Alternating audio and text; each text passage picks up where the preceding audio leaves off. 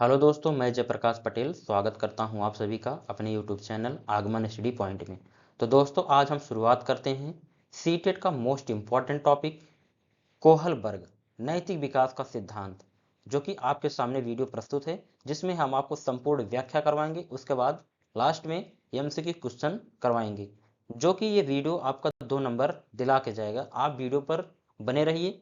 आप यकीन कीजिए, ये वीडियो आपका बहुत हेल्पफुल होने वाला है।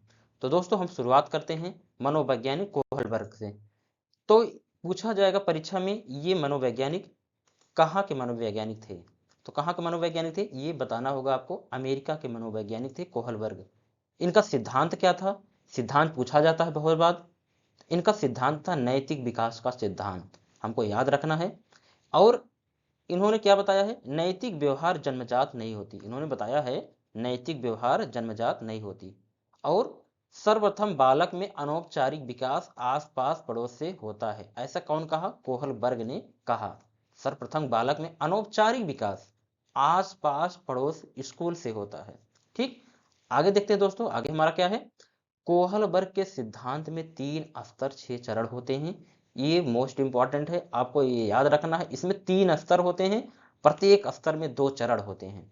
तो कुल मिला के कितने चरण हो गए? 6 चरण हैं। यही नीचे लिखा भी गया है, प्रत्येक स्तर में 2 चरण होते हैं। ठीक, अब नैतिकता नैतिकता आप सुन रहे होंगे बार बार, नैतिक है क्या? नैतिकता है क्या?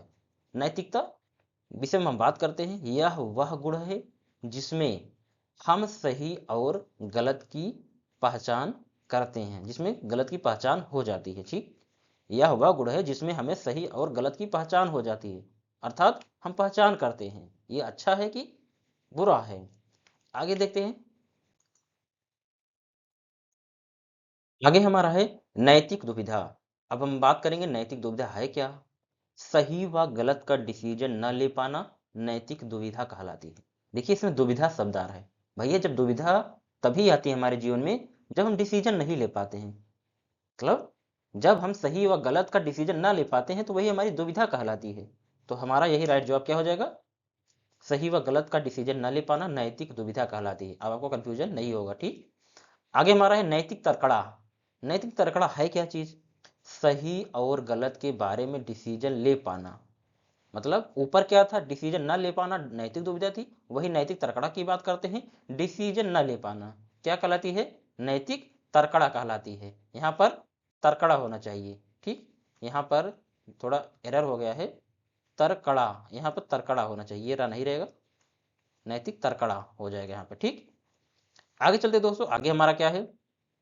कोहलबर्ग के 3 स्तर और 6 चरण जो हैं, उनके बारे में हम अच्छे से पढ़ते हैं। है क्या चीज वो? जो 3 स्तर, उनके जो 6 चरण हैं। तो हमारा पहला स्तर क्या है? पूर्व व प्राक नैतिक अवस्था। एग्जाम में कभी पूछ लिया जाता है पूर्व नैतिक अवस्था, उसी में पूर्व न पूछ करके कभी प्राक पूछ लिया जाता, प्राक नैतिक अवस्था, इसलिए हम दोनों इसमें इंक्लूड कर दिए हैं। आपको याद रखना है, पूर्व पूछेगा प्राक पूछेगा, तो ये कोहलबर्ग का प्रथम स्तर है। तो इस स्तर में उम्र की बात करते हैं बच्चों की, तो उम्र कितनी होती है? 4 से लेकर 10 वर्ष की उम्र होती है। ठीक, इसमें क्या होता है? पहला पहला चरण क्या है? आज्ञा एवं दंड की अवस्था। अगर नियम नहीं माने तो अगर नियम नहीं माने तो दंड मिलेगा। पहला ये चरण हो गया। दूसरा चरण क्या है? अहंकार की अवस्था। मतलब इसमें बच्चों में अहंकार होता, जैसा मतलब कहता है कि अगर मैं ये काम करूंगा तो आपको भी ये काम करना है। अगर मैं आपका सर खुजलाऊंगा तो आपको भी मेरा सर खुजलाना पड़ेगा। अगर मैं आपका होमवर्क करता हूं तो आपको भी मेरा होमवर्क करना पड़ेगा। तो इसमें बच्चों को में अहंकार की भावना आ जाती है। तो ये दूसरा चरण होता है। ये किस उम्र बच्चों में होती है? ये 4 से 10 वर्ष की उम्र के बच्चों में होती है। हमको याद रखना है, हमारा पहला स्तर खत्म होता है, इसमें 2 चरण हैं। ठीक, दूसरा हमारा स्तर क्या है देखेंगे हम। दूसरे स्तर में है परंपरागत नैतिक अवस्था। ठीक, पूर्व प्राक नैतिक अवस्था पहला है, दूसरा क्या है? परंपरागत नैतिक अवस्था। ये उम्र कितनी होती है? 10 से 13 वर्ष बच्चों के। ठीक, नैतिक परंपरागत अवस्था कितनी उम्र होती है? 10 से 13 वर्ष। इसमें पहला जो है चरण क्या है? दूसरे स्तर में पहला चरण क्या है? प्रशंसा की अवस्था। मतलब अच्छा लड़का अच्छी लड़की, बच्चा सोचता है कि ये मैं काम करूँगा तो ये इस काम से मेरे गार्जियन खुश होंगे, ये मैं नहीं करूँगा तो ये इस काम से हमारे घर वाले खुश होंगे।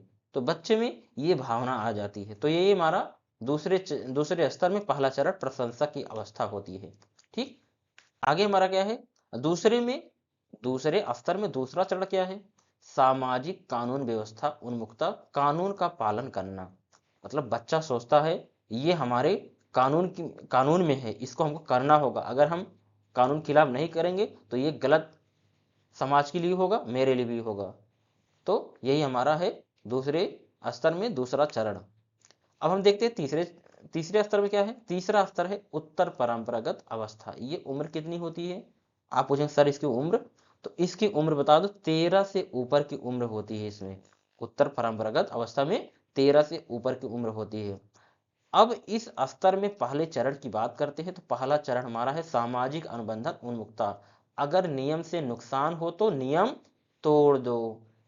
देखिए, अगर जैसे हम चाह रहे हैं, कहीं रोड पे जा रहे हैं, ठीक, मान लीजिए हमारे घर के किसी सदस्य का तबीयत खराब है, अगर हम बाइक से लेके जा रहे हैं, रोड पे पहुंचे, वहीं पे सिग्नल उसमें रेड है, आपको पता है अगर हम जल्दी हॉस्पिटल नहीं पहुंचेंगे, या तो मान लीजिए जाम लगा हुआ है, अगर आपको पता है अगर हम जो है अपने भाई को हॉस्पिटल जल्दी नहीं पहुंचाएंगे तो हमारी भाई का तबीयत और बिगड़ सकता है, जान भी जा सकती है।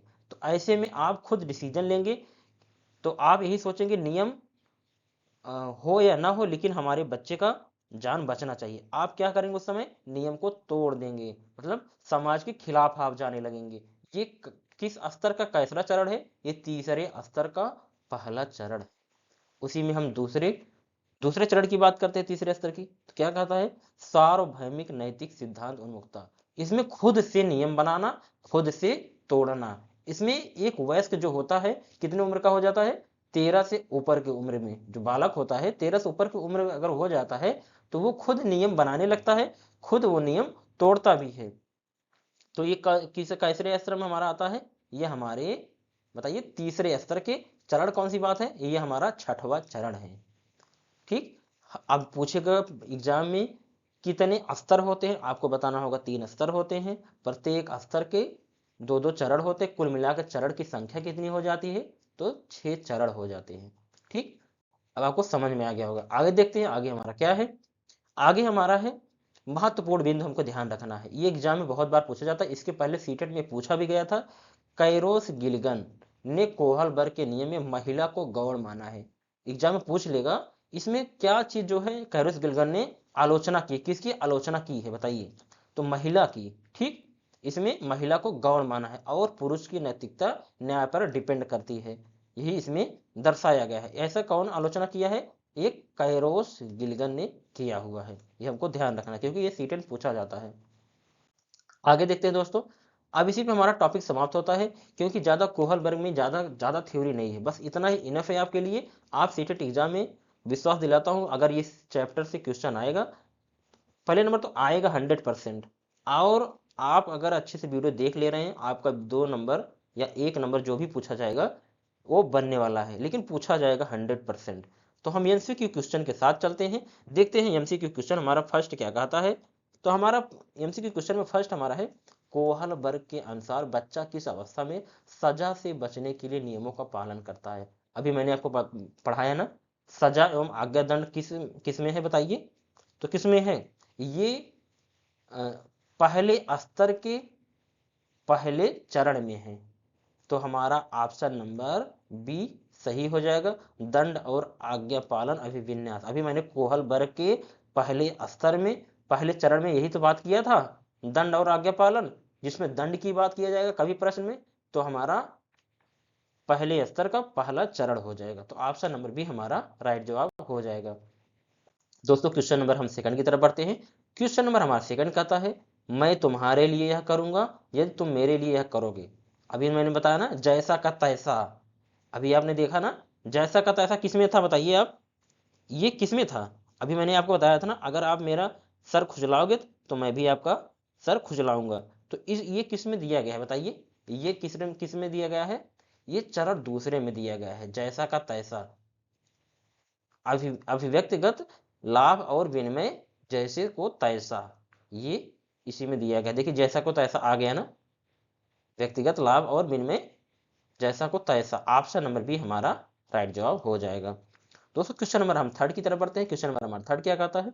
क्वेश्चन नंबर हमारा थर्ड है, कोहलबर्ग के सिद्धांत के अनुसार पारंपरिक नैतिकता कॉग्निटिव मोरलिटी का स्तर किस आयु वर्ग में देखा जाता है? ठीक, कोहलबर्ग के सिद्धांत के अनुसार पारंपरिक नैतिकता कॉन्वेंशनल मोरालिटी का स्तर किस आयु में देखा जाता है? तो किस आयु में देखा जाता है बताइए। इस थर्ड का हमारा राइट जवाब क्या हो जाएगा? आप इसका राइट जवाब बताएंगे, अगर आप अच्छे से पढ़े होंगे तो आप बता लीजिए किस अवस्था में होता है।